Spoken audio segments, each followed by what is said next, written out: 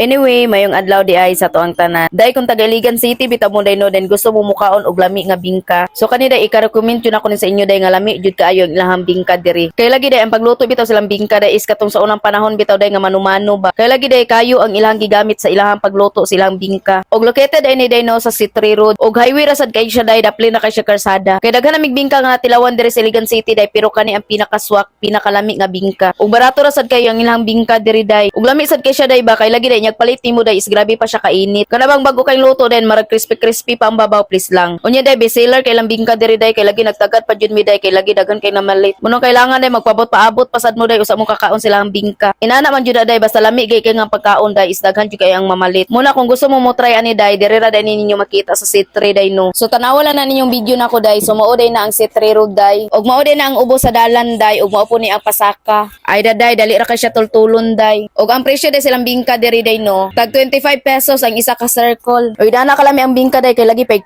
ang babaw ba. Mo nang balag og init day ni kaon jud ko. Kay samtang nagpaluto pa mi sa uban namong order. Ay day nakahinumdum na noon ko sa nilutoan sa kong bingka sa kong lola sa una. Kay nani sad muluto ang ako ang lola. Og niya na magud si auntie day katong nagluto ning bingka day nga daghan daw kuno kay mo palit sa ilaha. Kay lagi man sad gud day lami jud ang bingka day kay lagi daw pure bugas daw ilang gigamit ani og daghang tuno ba. Mabiya jud na isang makalami bitaw. Kay sa layo pa man gud mi day is nakita na mo day ba nga nag-asubit. Mo na pag minor na mo day nakita na mo day nga bingka mo na nanganaog mi day kay lagi mamalit mi. Og samtang nagkaon ko diri day naisakyan na ning oro. Ay Diyos mio day ilang order day mo day ako ang gikaon.